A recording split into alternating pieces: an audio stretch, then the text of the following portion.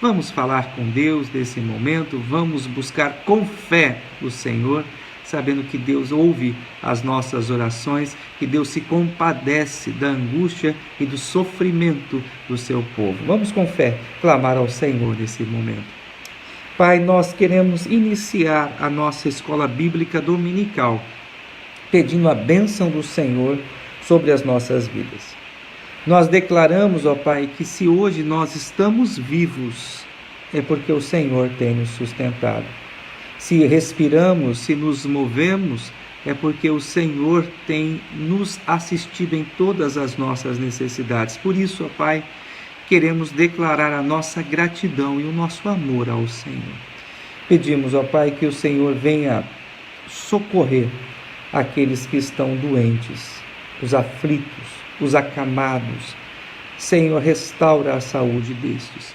Conforta, ó Pai, o coração das famílias, ó Deus, que hoje sofrem com a dor de verem, ó Deus, seus entes queridos, ó Pai, sofrendo. Colocamos, ó Pai, diante do Senhor a vida do Sebastião Montanha, bem como também a sobrinha do teu servo Tomé, a Júlia Rafaela. Pedimos, ó Pai, que o Senhor venha cuidar de cada um destes, atendendo, ó Pai, as suas necessidades, conforme, ó Deus, eles precisam. Rogamos, ó Pai, também que o Senhor venha sustentar a tua igreja, fortalecer a nossa fé, que a tua boa mão, ó Deus, nos sustente e nos livre de todo o mal. Ó Pai, nós rogamos que o Senhor fale ao nosso coração nesta manhã, ao estudarmos a tua palavra, que possamos elevar os nossos olhos aos céus, sabendo que o Senhor nos vê, que o Senhor se compadece de nós, que o Senhor estende a tua mão poderosa em nosso favor. Ó Pai, visita-nos nessa manhã, falando ao nosso coração, em nome de Jesus. Amém. Muito bem, amados irmãos, quero convidá-los então para que abramos a palavra do Senhor no Salmo de número 123. Salmo de número 123, o tema da nossa aula nessa manhã é este: olhando para cima em busca de misericórdia. Olhando para cima em busca de misericórdia. Salmo de número 123. A palavra do Senhor assim nos diz: a ti que habita nos céus, eleva os olhos. Como os olhos dos servos estão fitos nas mãos dos seus senhores, e os olhos da serva na mão de sua senhora, assim os nossos olhos estão fitos no Senhor nosso Deus, até que se compadeça de nós. Tem misericórdia de nós, Senhor, tem misericórdia, pois estamos sobremodo fartos de desprezo. A nossa alma está saturada do escárnio dos que estão à sua vontade, do desprezo dos soberbos. Amados irmãos, nós começamos então a nossa aula aqui, destacando o versículo de número 4, na qual nós podemos observar o abatimento do salmista. Vejam mais uma vez o versículo de número 4, quando o salmista diz: a nossa alma está saturada do escárnio dos que estão à sua vontade e do desprezo dos soberbos, né? Qual seria o motivo que levou a alma do salmista a tal abatimento? Qual a razão do seu sofrer? Qual a razão das suas dores? É bem provável, meus amados irmãos, que o salmista ele estava debaixo do ataque de homens ímpios, de homens que não temiam a Deus, pelo contrário, de homens que se levantavam contra o Senhor, contra os servos do Senhor, homens arrogantes que depositavam a sua fé e a sua confiança em outros deuses, homens que afrontavam a santidade do Deus de Israel. E por consequência disso, o salmista, que pertencia ao povo de Deus, se via abatido, via a sua fé em xeque, via a sua esperança esmorecer. A sua alma estava cansada do desprezo, da perseguição, da afronta que ele estava sofrendo por causa da sua fé. Então, essa é provavelmente a razão do abatimento do salmista, né?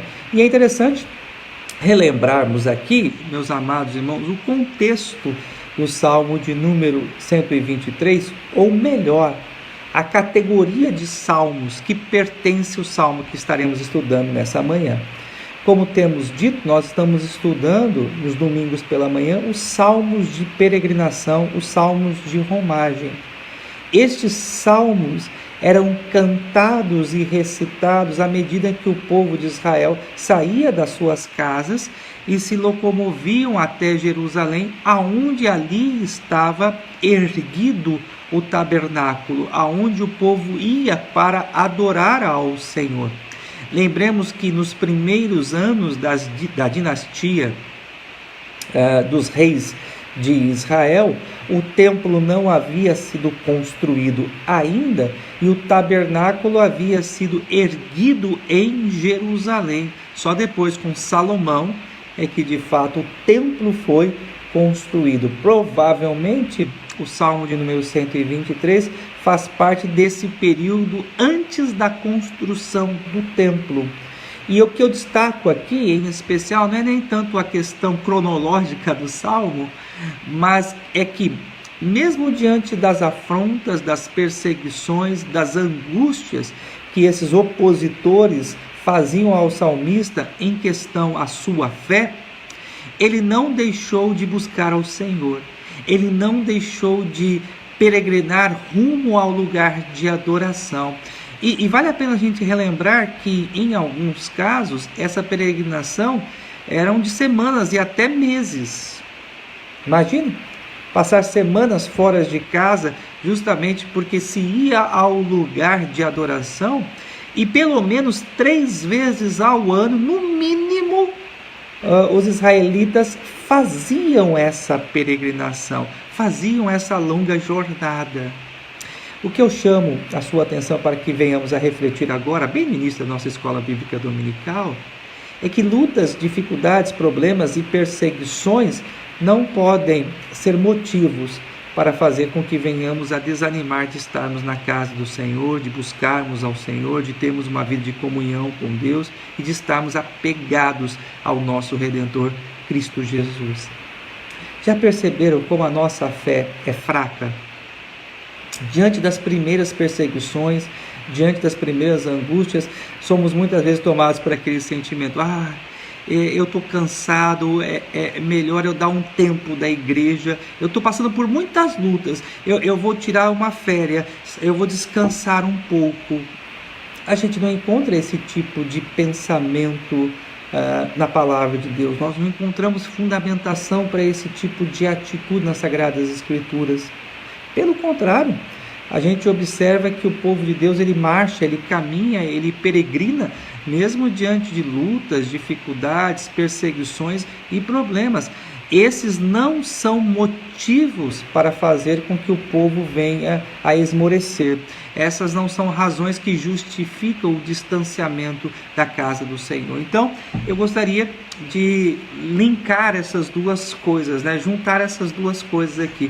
Você tem um salmista, um escritor abatido, que está sendo perseguido, mas que caminha, que vai peregrinando pelo deserto, que não deixa de buscar ao Senhor, que continua a sua marcha até a casa do Senhor. E vejam o que move o coração do salmista. Vejam o que leva o salmista a não perder a fé e a esperança. O versículo 1 diz: a ti que habita nos céus, elevo os olhos. Ou seja, nós podemos observar que a força que movia o coração do salmista era a sua esperança em Deus. Ele elevava os seus olhos aos céus e ele sabia que o Altíssimo, o Soberano, o Criador dos céus e da terra, estava com ele. E por ter essa esperança e por ter essa convicção, ele continuava a sua jornada. Eu chamo a sua atenção para essa expressão que nós constantemente encontramos na sabedoria, nos livros de sabedoria do Antigo Testamento, referindo-se a Deus como aquele que está nos céus, como aquele que habita os céus. O que isso significa? Que Deus, ele reina, que ele é soberano sobre todas as coisas, que Deus, ele tem o controle absoluto da história. Então, essa era a esperança do salmista, essa era a convicção do salmista, de que Deus estava no controle de todas as coisas e que, mesmo os inimigos afrontando o salmista, perseguindo de forma implacável, Deus está no controle, Deus reina, Ele não perde o controle da história. Talvez você nessa manhã que me ouve se encontra nessa mesma situação. Talvez você esteja abatido diante de lutas, frustrados por ver as suas expectativas não alcançadas. Eu não sei qual é a razão do seu sofrimento, mas talvez você nessa manhã esteja com o coração abatido. Esse salmo nos encoraja a caminhar.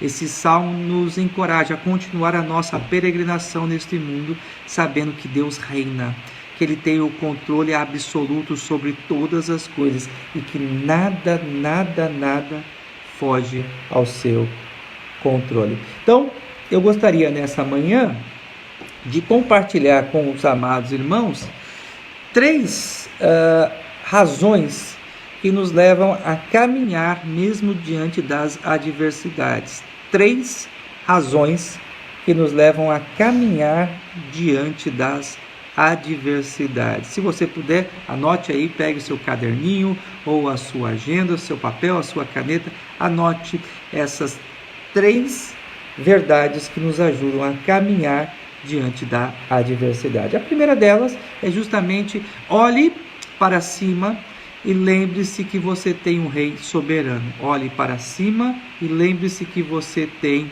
um rei soberano. O Salmo de número 115, versículo 3, Salmo de número 115, versículo 3, a palavra do Senhor assim nos diz: no céu está o nosso Deus e tudo faz como lhe agrada.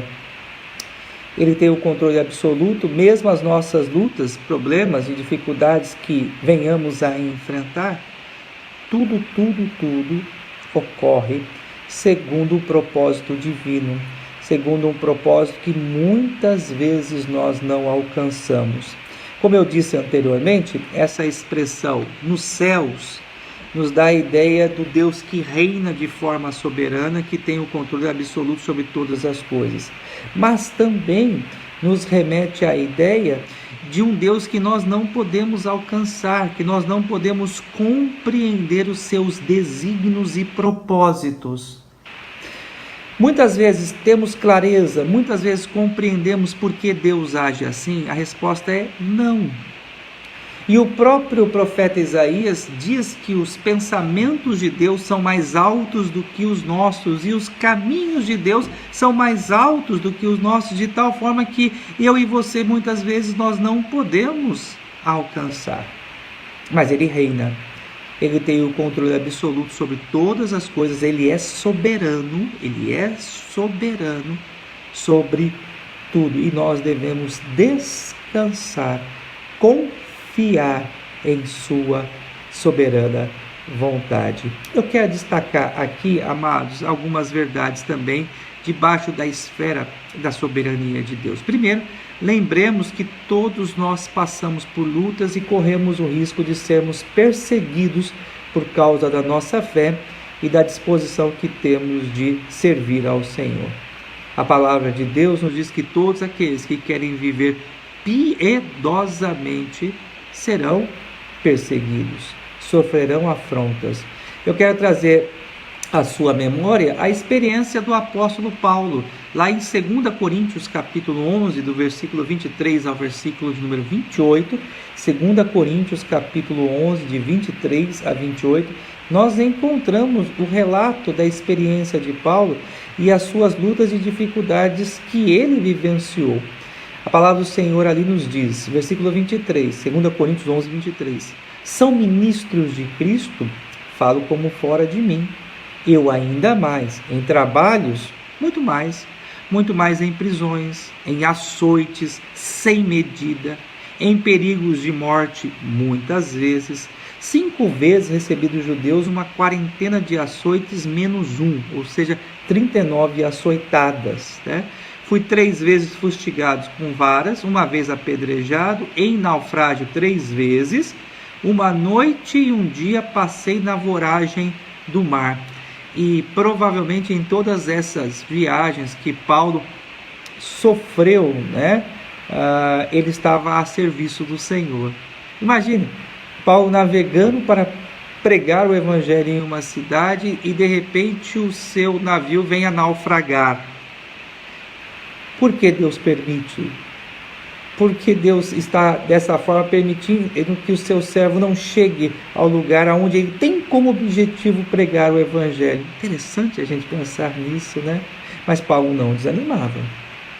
Ele entendia que Deus ele era soberano, que Deus é soberano, melhor dizendo, sobre todas as coisas, e ele continua firme na sua fé, continua firme no seu propósito de fazer a obra de Deus mesmo diante de todas essas adversidades. Continuemos ainda. Ele fala no versículo 26, em jornada, muitas vezes em perigos de rios, em perigos de salteadores, em perigo entre os patrícios, os próprios judeus perseguiam a Paulo, em perigo entre os gentios, em perigo nas cidades, em perigos no deserto, em perigos no mar, em perigos entre falsos irmãos, em trabalhos e fadigas, em vigílias muitas vezes, em fome e sede, em jejuns muitas vezes, em frio e nudez. Além das coisas exteriores, há o que pesa sobre mim diariamente, a preocupação com todas as igrejas. Vejam que interessante o quanto Paulo sofreu. E mesmo diante de tudo isso, o que movia o coração do apóstolo era a plena convicção de que Deus está no controle de todas as coisas, que nada foge ao controle absoluto de Deus na história.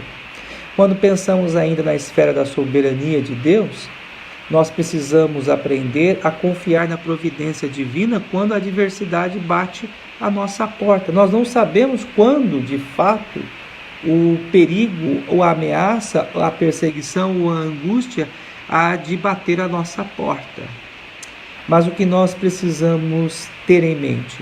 Confiar na providência divina. Confiar que jamais seremos provados além das nossas forças. Confiarmos que em tudo Deus tem um propósito, que as angústias, as dificuldades, os problemas vêm muitas vezes para lapidar o nosso caráter, fortalecer a nossa fé, fazer com que nós venhamos a depender mais de Deus. Quantas e quantas vezes passamos por lutas, dificuldades e problemas para quebrantar o nosso orgulho, para nos despirmos das nossas vaidades, das nossas arrogantes pretensões. Pois bem, amados irmãos, as adversidades nos humilham.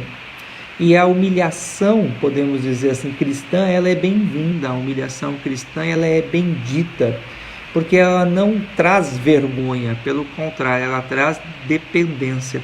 Eu sei que esse termo para nós sempre é negativo. Fulano humilhou fulano, né?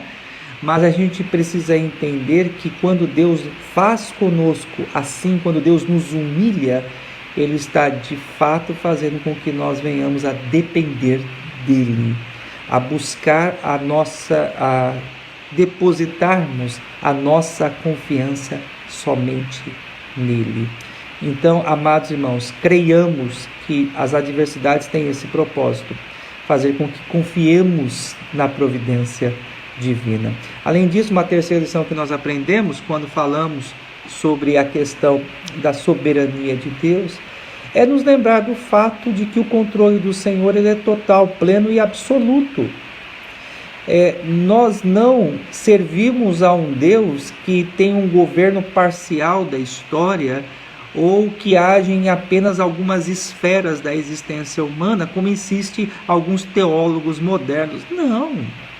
Nós não cremos num Deus que criou o universo e que simplesmente virou as costas para a sua criação, deixando com que o homem siga o curso da sua própria vida. Não, rejeitamos com toda veemência tal afirmação. Nós cremos num Deus que interage sim com o homem, que está entre nós, vê as nossas lutas, dificuldades e se compadece das nossas aflições e que tem o controle absoluto sobre tudo. O profeta Daniel, capítulo 4, versículo 35, Daniel 4, 35, a palavra do Senhor assim nos diz: todos os moradores da terra são por ele reputados em nada. E segundo a sua vontade, ele opera com o exército do céu e os moradores da terra. E olha aqui, eu destaco: não há quem possa deter a mão, nem lhe dizer que fazes. Daniel 4, 35. Ninguém pode impedir o agir de Deus, ninguém pode impedir o mover de Deus, ninguém pode se opor à sua santa vontade. Essa história de que Deus respeita a vontade do homem é um discursinho moderno, principalmente desses jovens teólogos coaches, é mentira. Não existe essa questão de que Deus limita-se a agir de acordo com a vontade do homem. E se aquilo que o homem não quer que aconteça, Deus não fará. Mentira! Mentira! Deus, Ele é Senhor, Ele é soberano, Ele governa de forma plena, querendo ou não o homem, desejando ou não o homem, Deus há de cumprir todos os seus propósitos, todos os seus desígnios. Não há quem possa impedir o agir de Deus. Então, portanto, meus amados irmãos, diante das lutas, diante das dificuldades, adversidades, o que nós aprendemos em primeiro lugar? Guarde isso. Olhe para os céus e lembre-se que você tem um Rei soberano que governa de forma plena e absoluta e que nos chama a descansar na sua providência, a descansar nos seus cuidados paternais. Então, esse é o primeiro ponto da nossa aula de hoje, né? Vimos que diante das lutas e das dificuldades, o que eu e você devemos fazer é lembrarmos que temos um Rei soberano que governa de forma plena e absoluta sobre tudo. Segunda lição, anote aí, segundo ponto da nossa aula. Olhe para o Senhor da mesma forma que um servo na antiguidade olhava para o seu Senhor. Olhe para Deus da mesma forma que um servo na antiguidade olhava para o seu Senhor. Versículo de número 2, para quem chegou agora, bom dia. Salmo de número 123, versículo 2. A palavra do Senhor assim nos diz: como os olhos do Senhor estão fitos nas mãos de seus senhores, e os olhos da serva nas mãos de sua senhora, assim os nossos olhos estão fitos no Senhor, nosso Deus, até que se compadeça de nós. O salmista ele faz uso aqui, meus amados irmãos, de uma figura, de uma imagem, podemos dizer assim, da relação entre um senhor e um escravo. E na antiguidade, o senhor, ele não falava, ele não dava ordens com a voz. Ele dava ordem com as mãos. O servo, ele ficava atento, observando o seu senhor, e com um movimento, o seu senhor já indicava o que ele deveria fazer. Se era para sair, ele fazia este movimento. Se era para entrar, fazia este movimento. Se porventura o Senhor quisesse falar algo para o seu servo, ele chamava um outro que traria a mensagem. Mas via de regra, a figura que temos aqui é do escravo que se comunica com o seu senhor, ou o senhor se comunica com o servo através do movimento de suas mãos, né? E um outro aspecto importante também dessa figura é que o servo dependia para a sua sobrevivência das generosas mãos do seu senhor. Se o escravo caísse nas mãos, podemos dizer assim, de um bom senhor, de um bom proprietário, ele receberia as benécias vinda do seu senhor, vinda do seu proprietário. Mas se ele caísse nas mãos de um senhor que fosse mesquinho, ele não seria beneficiado. Pelo contrário, ele estaria destinado ao sofrimento. Então, é o servo que fica ali, olhando para as mãos do seu Senhor, para saber o que deve fazer e o que vai receber. Vamos destacar aqui, então, 3 verbos que nós precisamos ter em relação ao nosso Deus. Primeiro, eu e você precisamos atentar à vontade do nosso Senhor. Nós somos servos, mas servimos ao Senhor não por obrigação, mas servimos ao Senhor por amor. E por que eu posso dizer que eu e você servimos a Deus por amor? Porque Ele nos amou primeiro. Ele nos resgatou.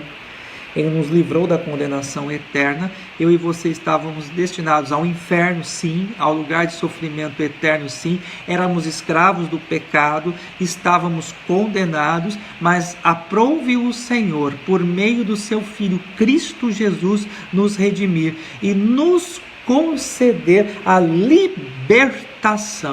E agora, libertos somos, servimos ao Senhor de coração. Servimos ao Senhor com prazer, amamos servir ao Senhor, porque o seu amor e a sua bondade nos conquistou, o seu amor nos levou a Ele. Então, conscientes disso, nós atentamos à vontade do nosso Senhor, com atenção nós ouvimos a sua palavra, com atenção nós queremos obedecer aos seus preceitos. Nós precisamos, diante das lutas e das dificuldades, atentarmos para a vontade do Senhor, com atenção, obedecer a tudo aquilo que Deus quer que eu e você venhamos a fazer. Outro verbo que eu chamo a sua atenção aqui, nessa relação que o salmista usa, é de esperar em Deus. Atentar, primeiro verbo, esperar, o segundo verbo. Na antiguidade, o servo que a gente tem aqui como figura, o escravo, né? Ele ficava ali esperando, aguardando o movimento do seu senhor. Se o Senhor fizesse assim com as mãos, indicando que era para ele entrar, ele se movia com rapidez, em prontidão, obedecendo à vontade do seu Senhor. Mas enquanto o Senhor não se mexia, enquanto o Senhor não manifestava a sua vontade, ali o servo permanecia, inerte, esperando. Talvez uma das maiores dificuldades na vida cristã é aquietar o nosso coração e esperar o tempo de Deus agir. Não é fácil. Nós queremos muitas vezes agir.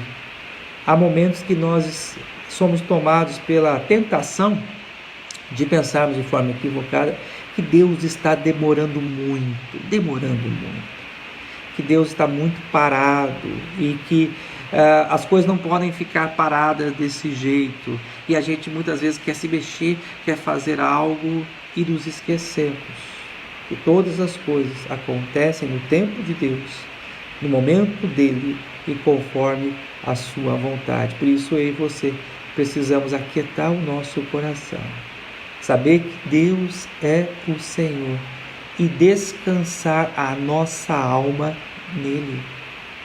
E também, meus amados irmãos, nós precisamos depender de Deus. Esse é um ponto importante também aqui que eu destaco, a nossa total dependência do Senhor.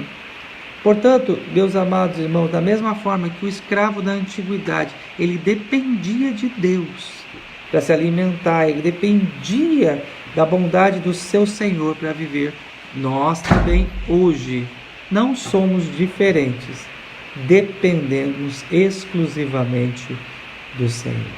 Ok? Então, vamos para o terceiro e último ponto da nossa aula, né? Vimos até aqui que nós devemos olhar para os céus, lembrando que temos um rei soberano. Vimos que devemos olhar para o céu da mesma forma que um servo olhava para o seu senhor na antiguidade, dependendo dos cuidados e dos favores deste. E em terceiro e último lugar, nós devemos olhar para Deus como sendo o Pai de toda misericórdia. Olhe para os céus e lembre-se que Deus, ele é o Pai de toda a misericórdia. Vejam vocês o versículo número 3 e 4. Tem misericórdia de nós, Senhor, tem misericórdia, pois estamos sobremodos fartos de desprezo. A nossa alma está saturada do escárnio dos que estão à sua vontade. Mais uma vez a gente vê o aspecto da soberania de Deus, né? Estão à vontade do Senhor e do desprezo dos soberbos. Eu chamo a sua atenção porque duas vezes nós encontramos nos versículos 3 e 4 a expressão tem misericórdia, a palavra misericórdia. E misericórdia significa favor que nós não merecemos. Misericórdia significa favor que nós não merecemos. Somos maus, pecamos, erramos. Quantas e quantas vezes somos egoístas, mas mesmo sendo maus, mesmo sendo egoístas, temos um Deus misericordioso.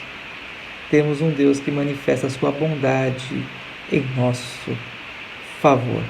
Então, por isso, eu e você somos encorajados a lutar, a caminhar, a continuar a nossa peregrinação, sabendo que temos um Pai de toda misericórdia.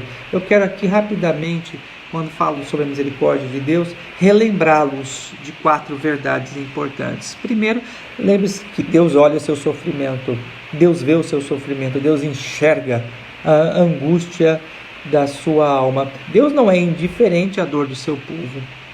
Deus não é indiferente às nossas inquietações e angústia da alma. Lembre-se de Êxodo 3, versículo 7. Êxodo 3, versículo 7. Depois de mais de 400 anos de escravidão, 400 anos de escravidão, o povo de Israel clama ao Senhor e olha o que diz Êxodo 3, 7. Disse ainda o Senhor: certamente vi a aflição do meu povo que está no Egito, e ouvi o seu clamor por causa dos seus exatores. Conheço-lhe o sofrimento. Veja, vi, assisti, conheço o sofrimento do meu povo. Então, Deus, ele vê. No tempo dele, ele há de manifestar a sua misericórdia. No tempo dele, ele há de providenciar o socorro em nosso favor. Não se esqueça disso. Outro ponto importante quando falamos sobre a misericórdia de Deus: Deus se compadece de nós. Deus, ele sente compaixão do seu povo. Há uma forte identificação do Senhor com o sofrimento de nós que somos os seus filhos. Isso nós chamamos de empatia. Em Hebreus 2:18, a palavra do Senhor assim nos diz: pois naquilo que ele mesmo sofreu, falando de Cristo, tendo sido tentado, é poderoso para socorrer os que são tentados. Eu e você temos um sumo sacerdote celestial, Cristo Jesus, que se fez homem, habitou entre nós e conhece o que é dor, conhece o que é sofrimento. Em matéria de dor, de angústia, Deus sabe tudo. Ele sofreu na sua própria natureza tudo aquilo que eu e você passamos hoje. Por isso, ele se identifica, ele sabe aonde dói e ele se compadece de nós. Não se esqueça dessa verdade. Temos um Deus que se compadece de nós. E não somente se compadece de nós, mas também reconhece os nossos limites físicos. Talvez você hoje esteja nessa situação: Senhor, está doendo demais, eu não aguento mais. Senhor, eu passei dos meus limites. Já falou isso? Esse é um pensamento equivocado. Deus nunca permite que os seus filhos sejam provados ou tentados além das suas forças. Você pode dizer assim: passou o meu limite, mas você deve se lembrar do que Deus diz. Não chegou o seu limite. E entre a sua experiência e a verdade absoluta de Deus revelada na sua palavra, fique com a vontade de Deus, fique com a verdade revelada do Senhor. Em 1 Coríntios 10:31, a palavra do Senhor assim nos diz: não vos sobreveio tentação que não fosse humana, mas Deus é fiel e não permitirá que sejais tentados além das vossas forças. Pelo contrário, juntamente com a tentação, vos proverá livramento, de sorte que possais suportar. Olha só a expressão, e não permitirá que sejais tentados além das vossas forças. E esse texto também traz um lenitivo, um consolo para a nossa alma, nos lembrando que, de fato, no tempo certo, no momento certo, vem o livramento de Deus. Maravilhoso isso, né? No tempo certo, na hora certa, vem o livramento do Senhor. Vamos terminar nossa aula de hoje recapitulando as 3 verdades que vimos. Vimos que nessa nossa peregrinação, nessa nossa jornada, estamos sujeitos ao sofrimento, à dor e à angústia. E o que nós devemos fazer diante das adversidades que surgem em nossa caminhada? Primeiro, olhe para os céus, lembrando que você tem um Deus que reina de forma soberana. Em segundo lugar, olhe para o céu e lembre-se que você tem um Senhor que se compadece do sofrimento dos seus servos. E lembre-se que você tem um Pai de toda misericórdia, um Deus de toda a misericórdia, que não permitirá que nós sejamos provados ou tentados além das nossas forças. Vamos orar? Vamos falar com Deus? Coloque diante do Senhor o seu problema.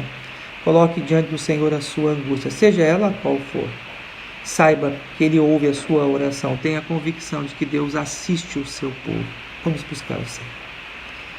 Pai, graças nós te damos, ó Deus, pela tua palavra, pela beleza deste salmo que nos encoraja a caminhar olhando para cima, olhando para os céus, lembrando que o Senhor é soberano, que o Senhor se compadece de nós que somos os seus servos e que o Senhor tem misericórdia do teu povo. Sustenta-nos, ó Deus, fortalece, renova, Senhor, as nossas forças, a nossa esperança, a nossa convicção.